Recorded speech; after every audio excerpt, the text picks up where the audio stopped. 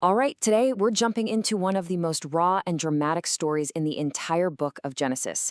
We're talking about the story of Hagar from chapter 16.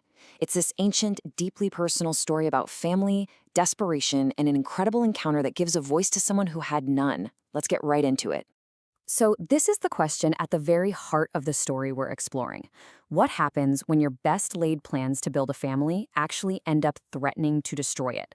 It all starts with a problem that is honestly pretty relatable, but the solution they come up with, well, it sets off a chain reaction that nobody saw coming. Okay, let's meet the main players. First, you've got Abram, the patriarch. Then there's his wife, Sarai, who is heartbroken because she can't have children. And finally, we have Hagar, who is Sarai's Egyptian servant.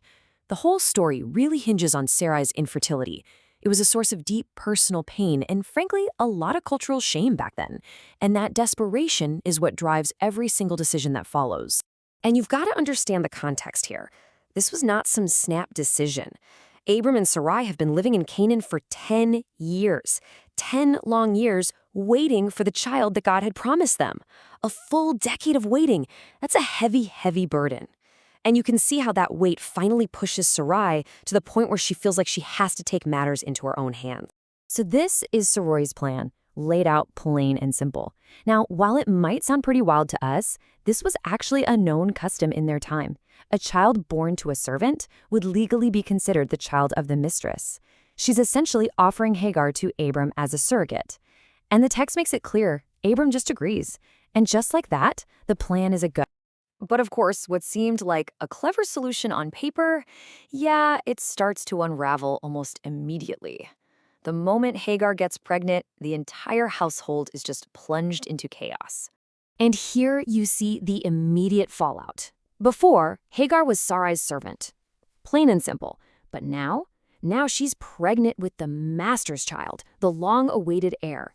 Her status has fundamentally changed, and so has her attitude. She starts looking down on her mistress, treating Sarai with contempt. The power dynamic has been completely flipped, and you can just feel the resentment building. Sarai is absolutely furious. She goes straight to Abram and just unloads on him, blaming him for the whole mess. You can really feel her sense of betrayal in these words. The very plan that she herself created is now backfiring, and she feels like she's losing all authority in her own home. And Abram's response is, well, it's incredibly passive. He basically just washes his hands of the situation. By saying, she is your servant, he tosses all the power and all the responsibility right back to Sarai. He gives her a total green light to do whatever she wants, with zero protection for Hagar, the woman carrying his own child. And Sarai uses that power. The scripture says she treated Hagar harshly, so harshly that Hagar, pregnant and vulnerable, feels like her only option is to run for her life. She flees the home and escapes into the brutal, unforgiving wilderness. Now, this is the real turning point in the story. Picture it. Hagar is completely alone, pregnant, a fugitive, out in the middle of the desert. And it's right there, at her absolute lowest moment of despair, that she has a divine encounter by a spring of water. The angel of the Lord finds her and asks this simple but really profound question. And notice how the angel addresses her. Hagar, Sarai's servant. It's a reminder of her identity and the situation she just fled. And Hagar's answer is just so honest and heartbreaking. I'm running away from my mistress, Sarai. The angel's instructions are just stunning. The first two things he tells her to do are incredibly difficult. Go back to the very place you were abused and submit. I mean, can you imagine? But those commands are immediately followed by this incredible, world-changing promise. Hagar won't just have a son. She's going to become the matriarch of a nation so huge you won't even be able to count them. But this blessing comes with a very difficult prophecy. The angel is honest about her son Ishmael. He'll be a wild man, untamed, free, but also constantly in conflict. He will be against everyone, and everyone will be against him. It's not an easy future that's being promised, but it is a future. And now we get to the most remarkable part of this entire story. Hagar's response to this divine encounter is completely unique. It's right here that she, a foreign servant, does something totally unprecedented in the book of Genesis. First, let's just look at her son's name, Ishmael. The angel says to name him that because it means God hears. Why? For the Lord has heard your cry of distress. All of her pain, her suffering out there in the wilderness, it wasn't silent. She was heard.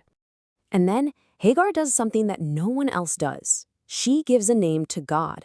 She calls him El Roy, which means, you are the God who sees me. In her moment of feeling the most invisible, a runaway, an outcast, she realizes that she has been completely and totally seen. And this personal revelation isn't just a fleeting feeling. It becomes a permanent landmark. The well where this all happened is named Bir Lahai Roy, the well of the living one who sees me. Her personal experience is now literally etched into the geography of the land, a lasting testament to her story. So the narrative comes full circle. Hagar obeys the angel, she goes back to Sarai and Abram, and she gives birth to her son. And Abram names him Ishmael, just like he was told. The chapter closes by telling us Abram was 86 years old when his first son was born. And that brings us to our final thought. The book of Genesis is filled with patriarchs and prophets, all these major figures who interact with God. And yet, Hagar, an Egyptian servant with absolutely no status, is the only one who gives God a name. So we're left with this question.